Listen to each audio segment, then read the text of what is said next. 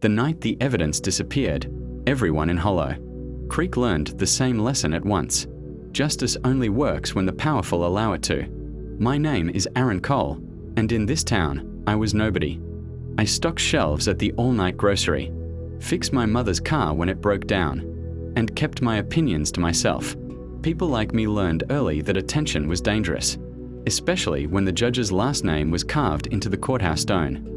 They found Lily Parker on a rain-soaked back road just outside town. 20 years old. Bright. Kind. The kind of girl who believed rules existed to protect people like her. The police said it was a hit and run. Tragic. Unclear. Ongoing investigation. The words sounded official enough to quiet the town. But I was there that night. I was walking home from my shift when headlights came flying down. County Road 6. Too fast. Swerving. I heard the impact before I saw anything. The car never slowed. It vanished into the dark like it had permission to leave. I ran to Lily. She was still breathing when I called for help. And I saw the car. A silver sedan with a cracked taillight. And a vanity plate everyone in Hollow Creek recognized. Because it belonged to Daniel Hargreave, the judge's son. When I told the police, they wrote it down carefully. Too carefully. They nodded, thanked me, and told me not to worry. That's when I knew I was in trouble. Judge Hargreave had ruled over Hollow Creek for 27 years. He sent people to prison with a calm voice and steady hands. He spoke about fairness at charity dinners and faith at church on Sundays. His son Daniel was known for parties, reckless behavior, and second chances that never seemed to run out. Everyone knew. No one said it. The next morning, the town buzzed with whispers. By afternoon, those whispers had turned into warnings aimed at me. My manager told me it might be best if I took some time off. A neighbor suggested I stop talking to reporters I hadn't spoken to. My mother begged me to be careful. Then the detective called. He told me the dashcam footage from a nearby intersection had been corrupted. The traffic camera was offline that night, and the broken taillight I described, Daniel's car had been repaired the very next morning. No photos, no record, no evidence, just my word. The judge never spoke to me directly. He didn't need to. His presence settled over the town like a shadow. I started noticing patrol cars near my house. Friends stopped returning my calls. When I walked into the grocery store, conversations died mid-sentence. Power doesn't shout. It waits. The official statement came a week later. Insufficient evidence. Ongoing investigation. Please respect the family's privacy. Lily's parents stood alone at the press conference. I couldn't let it end there. I went back to the road at night, standing where Lily fell. I looked for anything the rain might have missed. In the ditch, half buried in mud, I found a small piece of red plastic. A shard. Cracked. Sharp. A broken taillight. I turned it in immediately. 2 days later, it vanished. The evidence locker log showed it had been checked in, then checked out. No signature. No explanation. The detective avoided my eyes when I asked about it. He told me mistakes happened. He told me to go home. That was the moment something in me shifted. Fear didn't disappear, but it stopped being enough. I reached out to an independent journalist in the city. I told her everything. I showed her photos I'd taken of the shard before turning it in. I gave her timestamps, names, patterns. She listened quietly and said something I'll never forget. This isn't just about a crime, she said. It's about a system. The story didn't run right away, but the pressure started to build.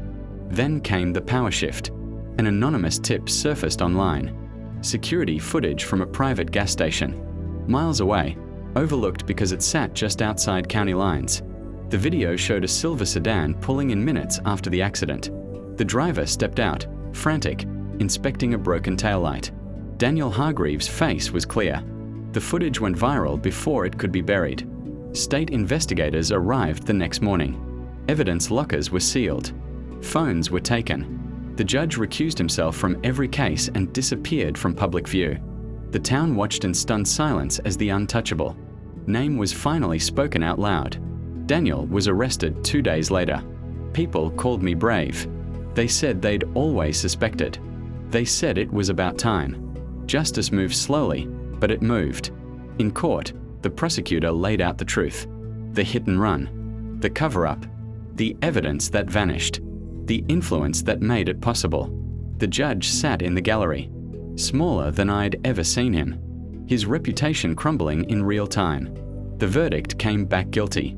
For the first time since Lily's death, the town exhaled. Outside the courthouse, cameras flashed. Reporters asked me how it felt to win. I told them it didn't feel like winning. It felt like balance being restored, like the truth finally weighed more than a last name. But justice, I learned, is never the end of the story. That night, as I unlocked my door, I found an envelope waiting on the floor. Inside was a single document, a sealed internal memo, dated years earlier, a list of cases quietly dismissed, evidence mishandled, names protected. At the bottom was a note written in careful ink. You were never meant to see this, because the judge's son was involved. But he wasn't the first, and he wouldn't be the last. The memo sat heavy in my hands, its pages whispering a truth the town had trained itself not to hear. Case numbers, dates, quiet dismissals disguised as clerical errors, patterns so clean they felt intentional. I didn't need a law degree to understand what it meant. Lily hadn't been an exception. She'd been part of a practice. I didn't sleep.